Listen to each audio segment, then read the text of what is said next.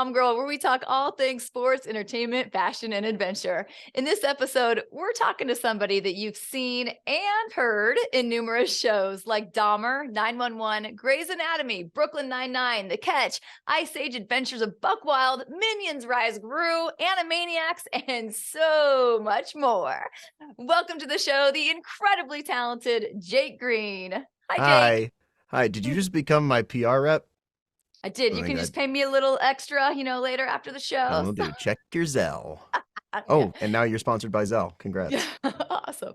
No, man, this is all you. I'm so excited because we've known each other for years now through Yeah. voiceover classes and such. And so just seeing your name, come up in all these things over the years has been so great. And then I was finally just sitting there watching Dahmer and I'm like, hey, I know that guy. That's Jake. So I just thank you for taking the time to come in and talk about your journey with Absolutely. us. Thanks for having me. And any excuse to catch up's awesome too. So Yeah. sorry if I took you out of Dahmer, busy watching this serial killer, and then all of a sudden Ooh. just totally snapped out of it. Yeah, no, it's okay. It was like a very bright spot in the darkness of Dahmer to I don't know what be you're like, talking about. It's kind of just a oh, lighthearted family romp. I mean, exactly. I'm like, I know that friendly officer. Let's talk about Dahmer. First of all, what an incredible project to be part of. I mean, it's huge. And I mean, to be in a Ryan Murphy project and with Evan Peters acting like that, just tell me what your experience was like. it was pretty great. It was, I mean, I also had not only was it, I think, destined to be a great experience, but I had the added benefit of coming on later in the season for my episodes.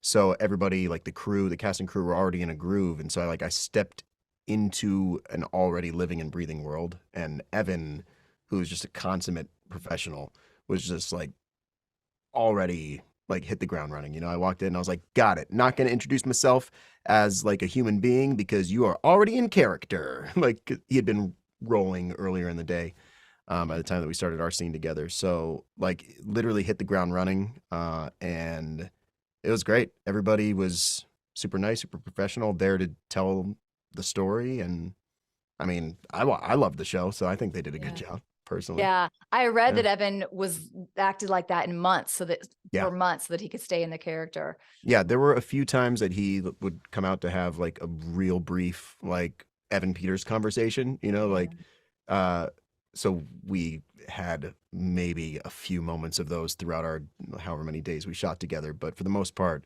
it was very clear that for his process, he liked to stay in it and was always ready to roll. So Mhm. nothing creepy like you hear these awful stories of, actors sending dead animals to their co-stars. And it's like, dude, you don't need to do that. Yeah. You could just, say your lines maybe.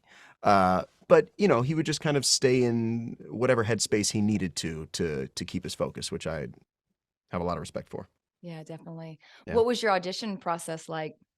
Well, because the pandemic, it was all self-tape.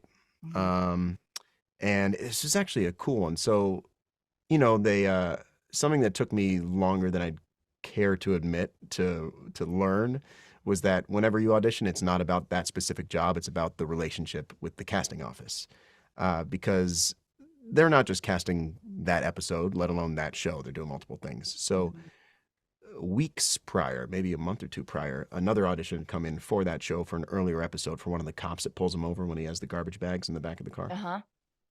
And, felt good about the audition, didn't book it, but was like, okay, that's fine. And then when this one came around, I was like, oh, cool. I like this role even more. There's more going on here.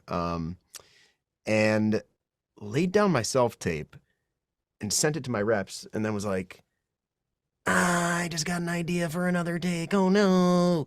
And just one of the beautiful things about self taping is that you can just roll the camera again and like so I Yeah. just did it again. I sent it to my reps. I was like, you know what, if casting doesn't mind, please just send them this new take as well. And they did, and it was that new take that ended up booking me the role, which I'm What like, did you oh, thank change? God. What did you change in the two auditions? I So in the audition there was even more to that scene. There was like a monologue delving into this officer's backstory about how Dahmer had like personally ruined his life and everything. And the first take that I did was just like kind of angry and aggro. And I was like, you know what? I want there to be some more vulnerability in this and just like kind of relax it a bit and personalize it.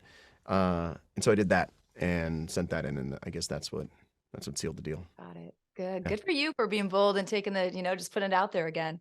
Well, I was like, the worst that can happen is they don't watch it, or they Yeah. do and it's still not what they're looking for. But all we can do as actors is do our take on it, and auditions are our chance to work and kind of be like, hey, here's what I would do with this character, and wanted to make sure that I put my stamp on it. So Yeah. Now that you are doing all the self tapes from home, how yeah. has that changed like your way you approach the auditions versus when you used to go in and just kind of had that one chance in front of the casting directors?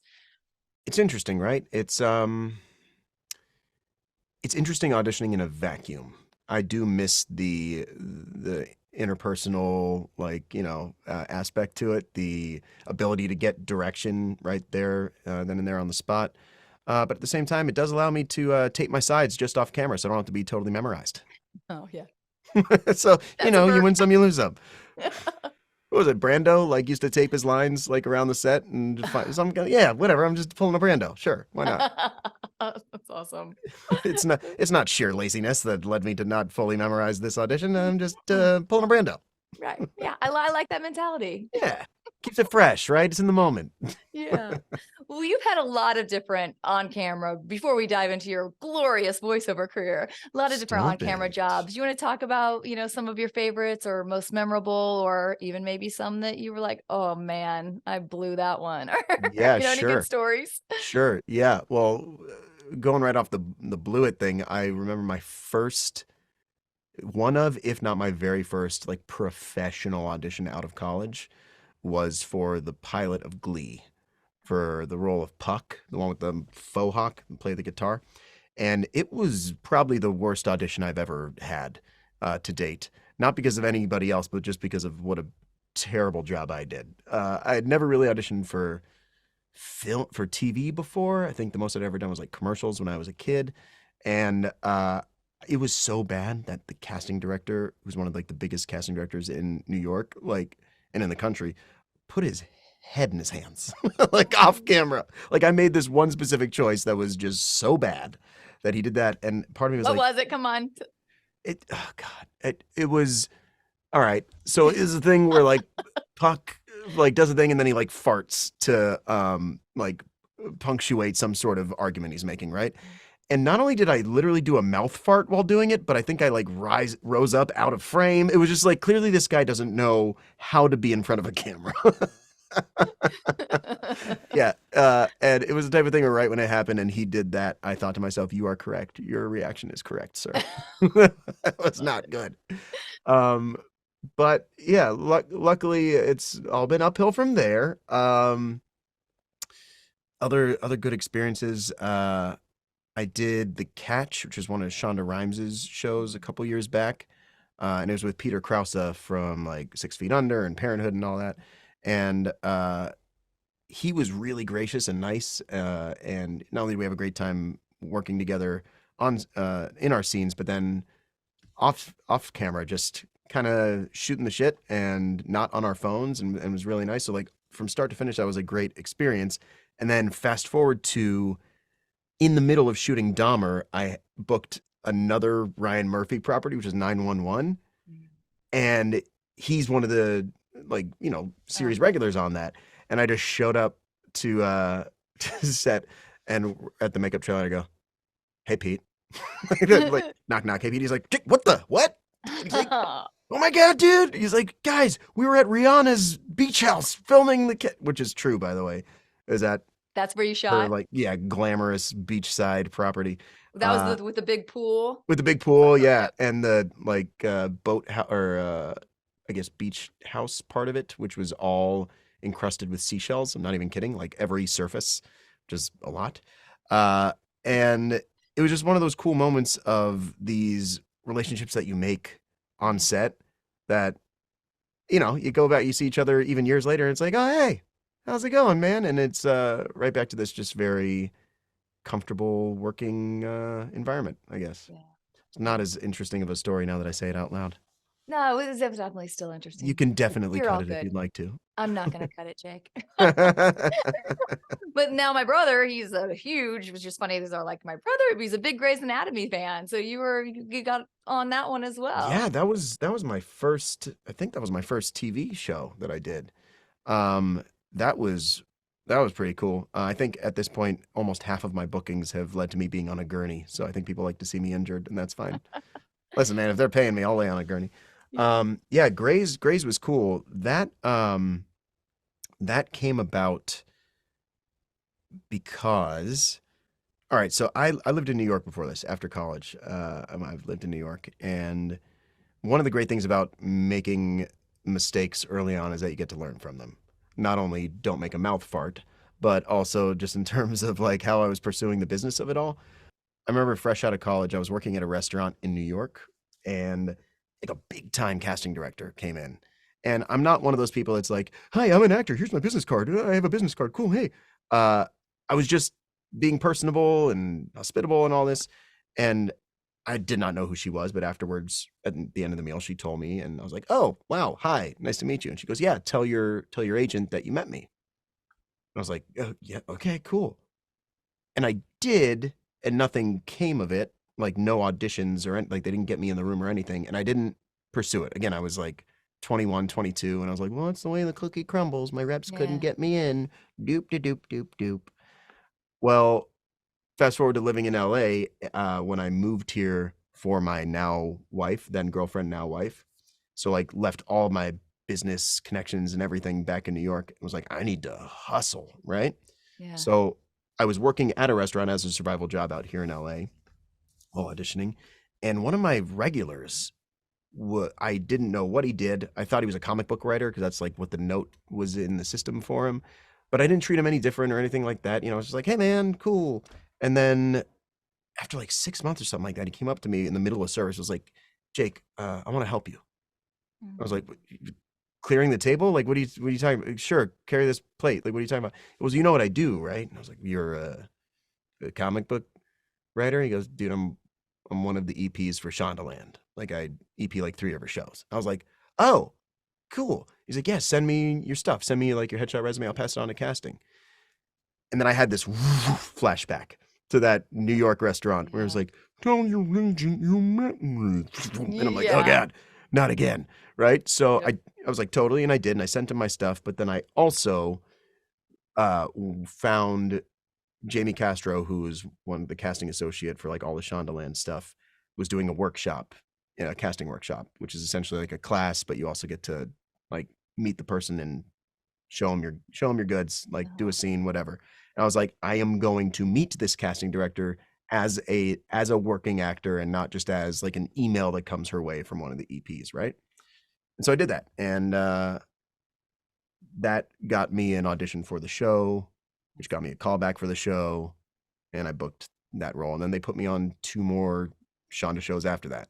So it I was love it. like, it, I love it because I didn't just sit back and like hope that something would happen. I was like, you know what? I'm going to, even if nothing comes of it, I'm going to put in the legwork myself and not rely on hoping that external forces make it happen.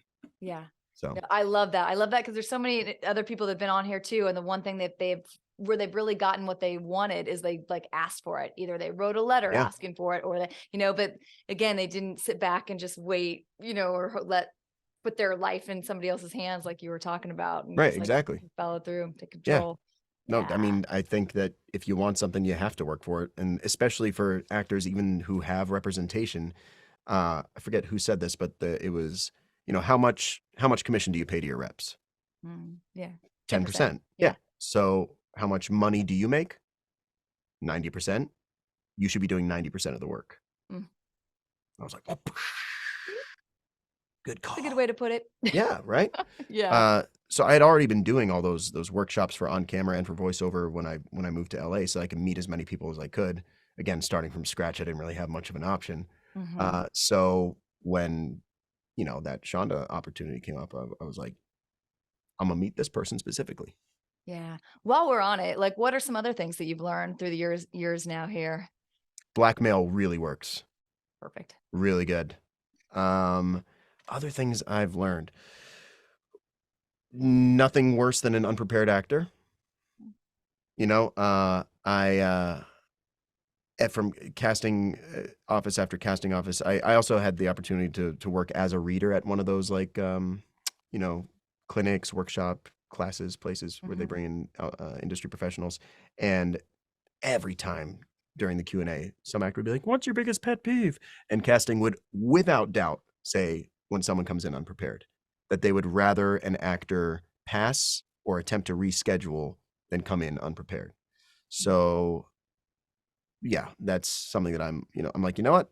I could be wrong for the role, but I will be ready to roll. And Mhm. hey, that could be a t-shirt or a bumper sticker somehow.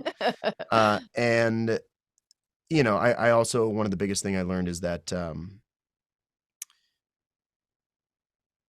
th- everybody wants to see what you bring to the role. Don't try and be what you think the role is or should be. Do what you want to do and have fun doing it. And if you're not having fun, then you should reassess things. Only do it if you're having fun. Uh, Charlie Adler, who's like one of my VO idols, part of my childhood, obviously for all the roles that he played, Mr. and Mrs. Bighead, oh Rocco, or Kiss from All Real Monsters, like all that stuff. I took a class with him, and one of the things he said to somebody was like, if you're not having fun in there, get the fuck out of the booth, because Love it. why are we doing this if not to have fun? There is no reason to pursue this as a job unless you A, can't see yourself doing anything else and being happy, or B, are having fun while doing it. So yeah, learning that individuality and quirkiness, uniqueness, that all of that are selling points, not something to be shuffled aside rather. But that auditions are our opportunity to work consistently and grow and take chances and have fun. Auditioning is the job. It's great when we get the gigs, but auditioning is the job. So if you're not having fun while doing that, you're gonna have a real unhappy time. Yeah. How do you approach everybody says, make bold choices. Yeah. How do you do that where you feel like, "Oh, you made that big bold choice farting in the first one," So Right? what's that balance God. between making a choice and being out Right. of line? And that's a great question because, fresh out of college, I went to school for acting. Like, I went to Boston University, but I went to the acting conservatory within Boston University. So I didn't really go to college. I went to acting school inside of a college. Um, but one of the things they always taught you was like, and when you get into the real world, make bold choices, throw a chair. And so I would go to these like open equity calls at the Equity Center in New York, and I would physically throw a chair. It made no sense. Like my character got angry. I was like, "Raw." No, you don't want to be memorable for the wrong reasons. Making bold choices, I have come to learn, means based off of adept script analysis and how you as a person as this character would react in this situation. Yeah, make a logical choice. React in the moment. Don't do a mouth fart or throw a chair just for the sake of, hopefully being remembered. It's about making real, honest choices that serve the scene. Mhm. Yeah. I think bold should be replaced by clear. Okay, that's a good word. Yeah. Yeah. You know your character, you know where you're coming from, you know your point of view. You know what you're doing. A big part of these auditions, especially for actors who are first starting out, and the co-star roles are what is available to them. You're there to help tell other people's story. So script analysis, that's like the very first, that's like the foundational skill. You need to see the matrix and be like, what is my character? What purpose is my character serving in this scene? 9 times out of 10, it's exposition.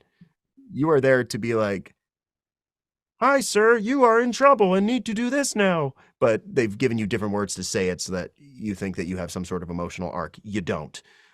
One of my one of my best friends is in casting. Her office primarily does feature films, and she loves to say about co-star auditions is like, just ask for them to pass the butter. is the line pass the butter? Just ask them to pass the butter. It's like there's not a whole rich inner life here. Just do Yeah. your job. So extrapolating from that with larger roles, there's still a story to be told and there are emotional beats, but the ground floor, you got to know what the story is and what purpose you have in the telling of it. Yeah. Yeah. Let's talk about the world that I know you from. I first met you, the voiceover world, because you have Yeah. just been killing it in all your animation, all the stuff that you've been doing. So let's talk about some of your, projects you've done. Sure. Yeah. Well, Okay. I mean, What's up? let's talk Ice Age. Okay. It's like I love you. Gonna be Sid, the Yeah. sloth. I get to be Like, Sid. Oh, with Manny, my best friend. Yeah. That was surreal when I got that one. I guess Leguizamo didn't want to do the new one.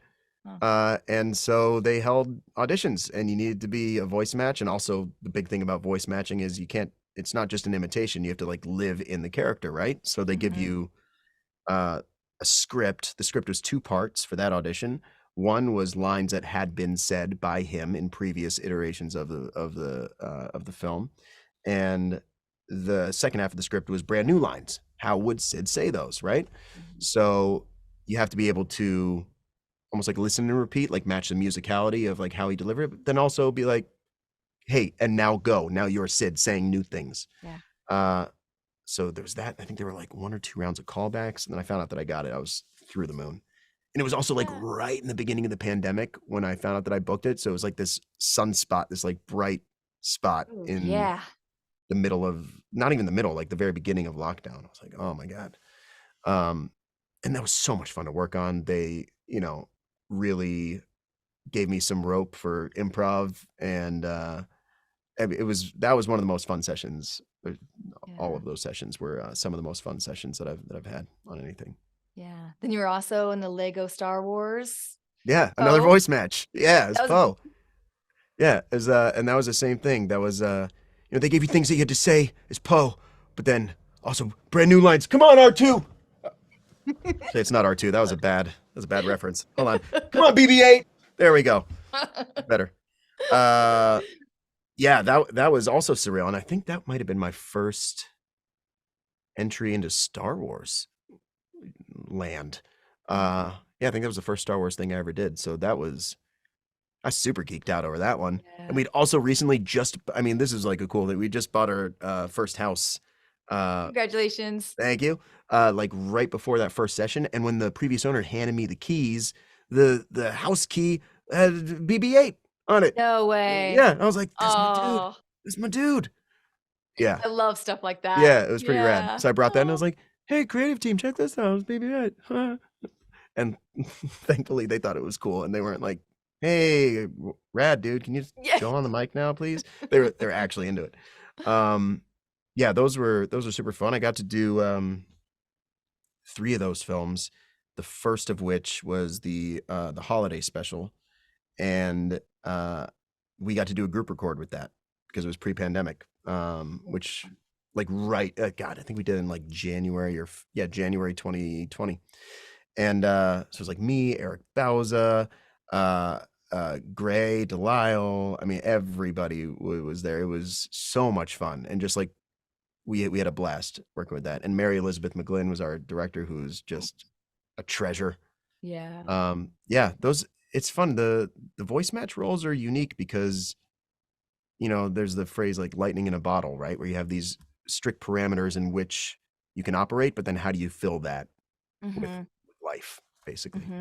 So, but I guess maybe also kind of fun when you're auditioning because at least like what your character, where your starting point is, right? That's true. Sometimes you get these auditions, you could go anywhere with them with these characters. Oh my God, I remember the first big recurring role that I booked was Bootsy Calico for the Boss Baby series, and all that it said in the character description, there was no character art. Sometimes there is, sometimes there isn't. I find character art, I don't know about you, but I find it like helpful, right? Because you're like, oh, I have an idea of like what kind of voice would come out of that face or because of that body. They have they have like huge glasses and a big nose. Oh, maybe they're gonna be a little here, or like he's a big Mhm. belly and like a huge chin and small eyes. Maybe he's a little bit of a dumber guy. It's like you can Mhm. kind of take your lead from that. But if there's no art, all you have to go off of is the character description, which I know but I'm saying for your listeners. Yeah, no, Yeah, exactly. yeah, This is for them. This is all for them. yeah, So yeah. It's all for them. It's all for yeah. the listeners. Uh, Yeah.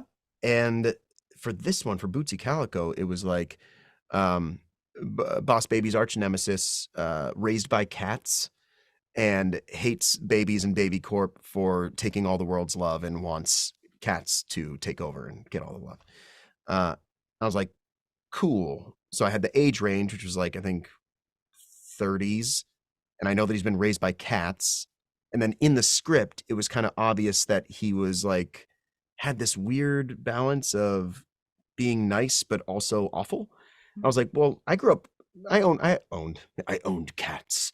I had, I had some cats growing up and they could be sweet, but then their claws would come out. Right. And so I remember thinking to myself, like, what kind of a person would do that? And I immediately went to the Southern bless your heart. Oh, isn't that bless your heart? That's all I could think of was like saying one thing meaning another. And so I kind of had this thing going and I made him, cats are little feline, little feminine. So I made him a little softer. But then I realized that sometimes cats' claws come out. And so what would that be? Maybe be like, oh, hey, I need to get that baby, And so it's just kind of did this thing where, maybe it gets a little growly sometimes. So I did that and was like, whatever. I'm gonna take a stab in the dark. That was one of those moments of like, I'm gonna do what's fun for me. I don't know if it's Mhm. right. It's what I find. It's what it brings me joy. I think it's funny. Sent it in, and Simbri Walk, who at the time was at DreamWorks casting, told me after I booked that job. She goes, "Just so you know, it was between you and two other guys. All three of you did wildly different things, and it wasn't until we received the artwork, like well after receiving your guys' auditions, that we listened back and we looked at the picture and we're like, oh, that's Jake. Like that's his take Wow. on it. It just, if they had drawn the character different, I probably wouldn't have booked it. Yeah. So, Wow. it's one of those examples of do what you think is fun because there's no way to know. There's so many things that are Yeah. out of your control that you might as well leave there feeling happy. Yeah, definitely. Yeah. Talk about your animation journey because I'm sure you get a lot of people. Like I know I get asked, like, I want to get into animation. Like I love to do voices, Right. Right. So, and everybody's like, oh, it's not about the voices. But Not about kind the of talk voice. about how once you had that light, like, hey, I want to do animation. How did you get started and what was your path like to get to where you are now? Sure. So I started acting when I was a kid, like, did musicals and terrible school plays and all that stuff, but like really had the bug from an early age and loved cartoons, watched like Looney Tunes, Hanna-Barbera, and then ultimately, Animaniacs, Freakazoid, when all that stuff came out, uh, and also loved The Mask and everything that Jim Carrey did. And, uh, which is funny because he's basically a human that becomes a cartoon. So anyway, anyways, uh, so I always knew that like cartoons existed. I always knew that acting could be achieved as a job, but I never really put much thought into how one would go about doing cartoons or doing voiceover until and I don't know if I ever told you this story or not, but my dad brought me. I grew up playing hockey as well, and my dad brought me to the NHL All Star Game, which was in my hometown, San Jose, when I was a kid, and I couldn't have been older than 9, I don't think. And there was a celebrity All Star skills competition, and celebs such as Dave Coulier, Mhm. for Uncle Joey, Uh-huh. let Uh-huh. someone say Brad, he steps on the ice, and I think he did that. I think he did the woodchuck, and cut it out. And then the announcer gets on the mic and he goes, "And now, coming onto the ice, the voice of Yakko Warner from the Animaniacs, Rob Paulsen." And I think I like crumpled the armrests by grabbing them. I was like white knuckling it. I was like, "What? What? A person? It's a person?" Only voice actor. I was a kid. I only knew like of Mel Blanc, the voice of all the Looney Yeah. Tunes stuff. And then out skates just this dude, just a guy, just a nice guy, gets on the mic, and out of his face comes Yakko Warner. He like started doing the song of all the countries, and I exploded. I'm now a ghost of my former self. And that was the moment. Like that was literally the moment where I was like, oh my God, he likes hockey. I like hockey. He does Oh. voices. I do voices. Like at that point was just doing imitations of like like Taz and shit, you know? And so my mom, who's been my champion since like day one for all the acting stuff, she like got me headshots, just cold email. This is before email. I'm so old. Just mailed them to different agents in San Francisco. It's like an hour from where I live. And one of them repped not only kids for on camera, but also for voiceover. And one of their recommendations was take a voiceover class. So I'd already had the benefit of like a base acting like background in the sense that I learned on the job, if you can even call that the job of like, you know, the summer musicals I did. Like I literally went to theater camp for years and school plays and all that. So I like had an idea of what performance was. And I started taking classes in Sausalito, it's right outside of San Francisco, with Samantha Paris at Voice Tracks. Wow. Okay. Yeah, Oh, dude. yep. The original, I think it was the original, or if not, she opened it up after the one in on the west side or in the valley. Yeah, at Voice Tracks with Samantha Paris, and took private lessons with her, just learning how to take the basic skills of acting and apply it to the medium of voiceover. And so she trained me in commercials and animation. Video games weren't really a thing. Mhm.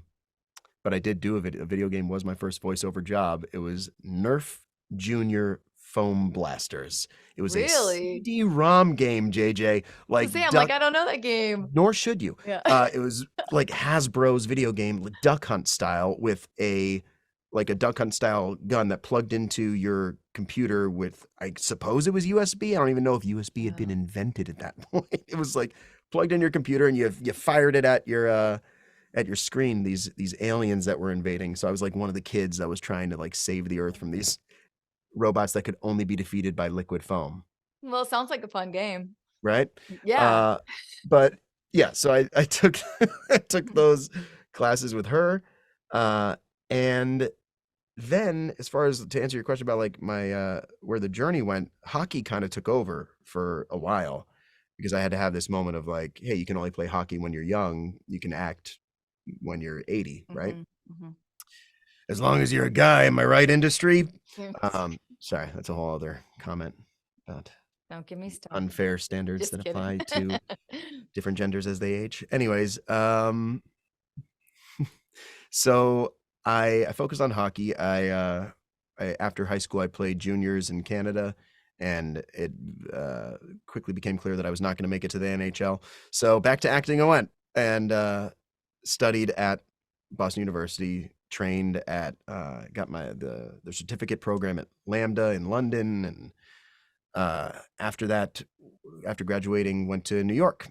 And after a couple weeks of like getting good auditions, because I got representation out of the showcase out of New York, so I was getting good auditions, but I was like, hey, didn't I used to do voiceover? It's like at this moment. And my older brother introduced me to a friend of his that had been doing VO in New York for like 15 years. She grabbed coffee with me, and we got along. She made the intro to her agent. No, she didn't make the intro. She told me what rep she was with, said she was sending an email, and I was like, I will meet this agent. Good. Did a workshop with that agent where I like read some commercial copy. He set up a meeting, read some more copy in his office, and they signed me that day. So yeah. So getting in front of them in workshops has always been something that you've been all about doing, huh? Well, yeah. I mean, it took me, I think that was, I said a couple weeks. I think that was probably a couple months into living in New York. So the casting director thing had already happened at that restaurant where I was like, got it. Need to actually do things myself. So yeah, no, those workshops were really how I not only made a lot of my relationships in the industry in terms of like meeting casting directors, but also how I learned, because they are essentially, for all intents and purposes, assuming that you're in a classroom setting and it's not just you go in and do your thing in private and leave and then the next actor goes in. You're watching other people do it and you're listening to the feedback from the casting director. So both for on camera and for voiceover. That's how I learned a lot, especially animation. I learned a lot about animation I learned a lot about auditioning for animation by doing those voiceover workshops. Yeah. Are there any animation workshops or teachers that you really recommend people go Yeah. check out? So for those that already have representation or competitive voiceover demo reels, Voice Actors Network is my go-to. That's where I gave them a lot of my money, Mhm. but in a good way, in the sense that like I knew it was an investment, and so much in acting, as you know, is an investment, especially when you're first starting out. Yeah. Between the equipment that you have to buy, the classes that you take, but you make it back in what, one or two jobs, right? Yeah. So, yeah, Voice Actors Network is great. I think, I mean, I don't know if these people want me like kind of not putting them on blast, but like whatever. If they have the time, they can take on the people. Sarah Sherman, Sarah Sherman, I think sees the matrix when it comes to auditions for voiceover for animation. I think her take on it is invaluable. Um, Aaron Drown, anybody from Disney, Mhm. really. Uh, all these people they tend to do these workshops through these places like Voice Actors Network. I think Mary, was it Winstead? Is that what her last name is? She has voice casting, I think is another Oh, one that does it. Mary Is Lynn that right? Wisner? Yeah, Yeah. Marilyn Wisner. That's what it is. Yeah. Marilyn Winstead is a comedy writer. Uh, I was gonna say I didn't think I'd heard of that name, but yeah. Yeah, it's voice casting, right? That one's yeah. hers. Yeah. Yeah. So that's a really good one. Yeah, I mean, just basically a simple Google search, or anybody that's looking to get into voiceover, there is the holy grail of websites that is slightly unfortunately named, but it does get the message across. I want to be a voiceactor.com. But it's created Yeah. and curated by D. Bradley Baker, who's one of the best to ever do it. And I remember asking him, I was like, dude, what like led you to make this extremely comprehensive website? Yeah. And he said he's like, I no longer had time to get coffee for an hour with every single person that asked me, how do I get started in voiceover? Yeah. Or working actors that were like, how do I take the next step? So, I mean, that website not only sends you to the right places to find training in your area, but it also has like advice on home setups for a home booth, or you know, literally it has everything, which equipment to get. So I always direct people there. I'm like, you're looking for a class to get into, head to that site. And it's even easier now with what the pandemic has done for us, in the sense that it's normalized Zoom. Yeah. Just hop online, take a class from wherever you are. Yeah, definitely. You're in North Carolina, take a class in LA online. So you're talking about your hockey days and being a player. How does hockey translate to your attitude or your mentality or work ethic now as an actor? Not at all. Not in the slightest. Not one bit. Come on, you're a former athlete, right? You know. I want to hear you talk about I it. know. I know. I know. I mean, the discipline first and foremost. The fact that training never ends. It's a team sport was a big part of it, right? So you're not just out there on your own. You're relying upon everybody else, and to work together towards a common goal. Um, but yeah, I mean, a big thing was the work ethic. So it was not hard for me. For instance, we talked about those workshops, to make that switch, to be like, oh, got it. It was like going to the gym. I was like, I have to go to the acting gym Yeah. and make relationships, meet people, put in the work, not only when you're on the ice, but when you're off the ice. And that was one of the big things, is that they say it's not practice makes perfect. It's perfect practice makes perfect, right? So put in the time and the effort before the game, so that when you're in the game, you're not even thinking about it. It's just happening naturally.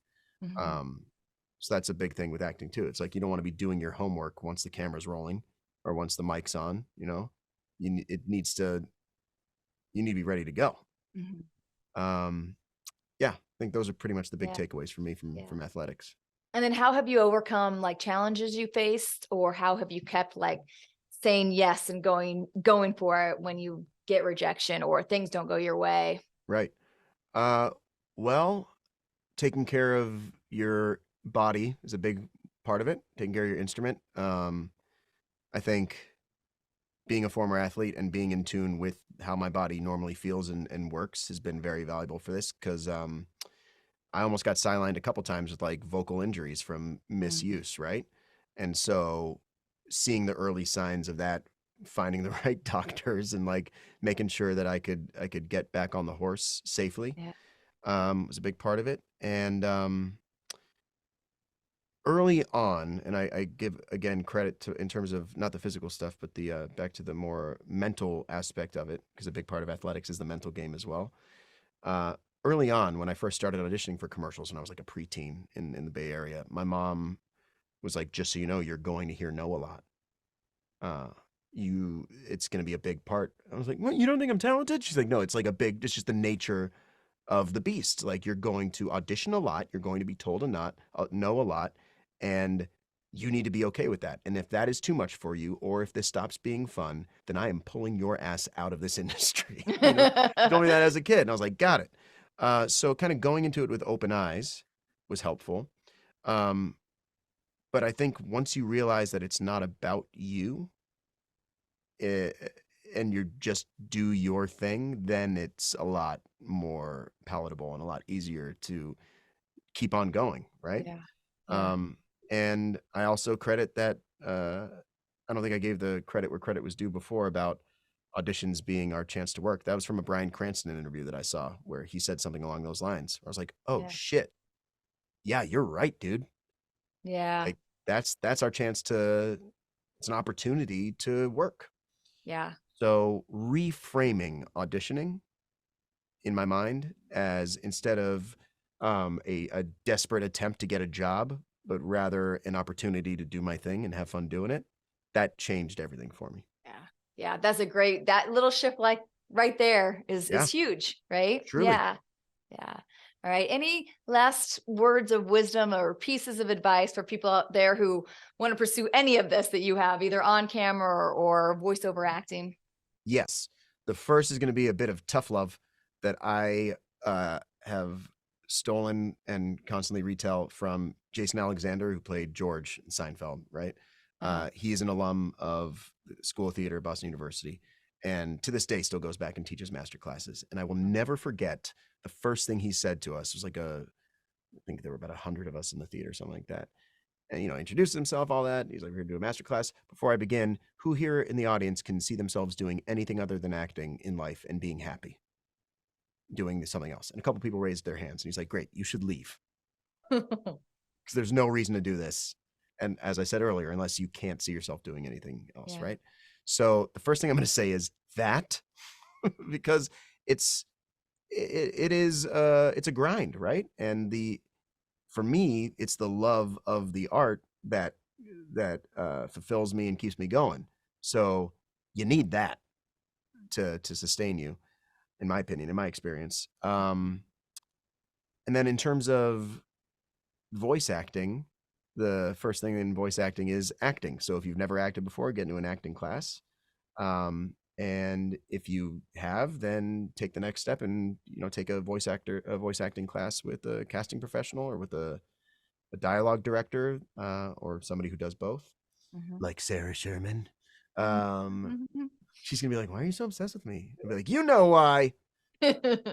Are you still teaching classes these days? Oh yeah, yeah. I teach classes and I coach as well. I do audition coaching. And I have a couple clients that I gave that tough love speech to that have buckled. They've doubled down and like, "I'm doing it." I'm like, "Okay, great. Yeah. Let's keep going then." Yeah. So Excellent. yeah, I love teaching because it's almost like you get like reminder. You're almost reminding yourself of things to think about at the same Totally. time, right? Yep. The Mhm. whole thing of like they teach me more than I teach them. There's some truth to that. It's Yeah. true, right? And also it's just so much fun seeing it with, like when a student or client, like when something clicks for them, they're like, "Oh Yeah. my God, never thought of that before." Well, it's also different too. Like when, I know you do animation when I'm doing promo, like the animation world is so new and different for me. So like I can teach or teach promo or teach privates for promo, but then get me in an animation class and I'm a new little kid, like, like learning and soaking it in too. So I think that's interesting too. Cause then you do pick up on watching everybody else, or like all of a sudden, like, no, now I'm the nervous one in the chair getting ready to go in front of the teacher. I hope I don't mess up my take or can't hear that I'm nervous. Which is so funny because you're like a pro, like a freaking pro. So the thought of you being like, oh, I hope I impress them is like that. I do not compute that. But it's just, we're all human. I think it's all, it's true. We're in our lanes we're comfortable in, right? So it's like, okay, you can do this all day, but then it's like, but no, I don't want to just do that all day. You want to stretch. But so I think 100%. Where anybody's stretching, it's a little bit different. And I think that doing that is so important. I think that constantly growing, constantly learning is so important. Yeah. So I applaud you for doing it. And I encourage everyone else to constantly do it too, because otherwise, what are you doing with your life? Yeah, exactly. We're here to grow, man. I know. Life goes too fast. We're here to make the world a better place, man. And like make yourself a better place. Cause like as an essay prompt for college applications once taught me, be the change you wish to see in the world, man. Well, Jake Green, you're making the world a better place with all your amazing work and your characters and your on-camera stuff. So you're so joyful, and I just have a great time every time I talk with you. Got to make up for all the people that I stab on the sidewalk in my everyday life. You got to make up for it somehow. Awesome. Well, I would thank you so much for taking the time and sharing all this wonderful insight with everybody. Thank you. Thanks for having me. This was fun. Where can everybody follow you or get in touch with you for classes? Sure. Watch your next project or anything new you got coming up as well. Well, the nature of our industry is that you can't talk about anything until it comes out. But the new Transformers Earthspark series just came out. So I'm a Decepticon in that, which is fun. Nice. Dahmer, if you want to watch just a hilarious sitcom. Light and easy. Light and easy. Everything else I can't talk about yet, but my social handle across all platforms is I am Jake Green. Very creative. There's that. And I post about classes there. So you can just follow me on wherever you follow people. All right, everybody, check him out, follow him, go to him for classes and advice. You can tell he's just wonderful, full of knowledge and amazing. Stop it. Oh yeah, there you go. And that's another $20 after. Yeah, we have another $20. Yep. Okay, cool. I'm dropping all of these things for her to say in the chat. And I am threatening her loved ones simultaneously. Because again, my dog back there. That's why my dog was, eating the bed, trying to get out of the door. Rue. Oh, Rue. All right, everybody. That's it for this week's show. Thank you again for following us so much. Thank you, Jake, for coming on the show. You can follow us everywhere at TomGirl TV on YouTube, Instagram, Facebook, everywhere to join the conversation. People you want to hear on here, send me their names. I'll try to get people that you want to have on here and listen to and share stories that you want to hear. We'll see you all again next week. Thanks. Bye-bye.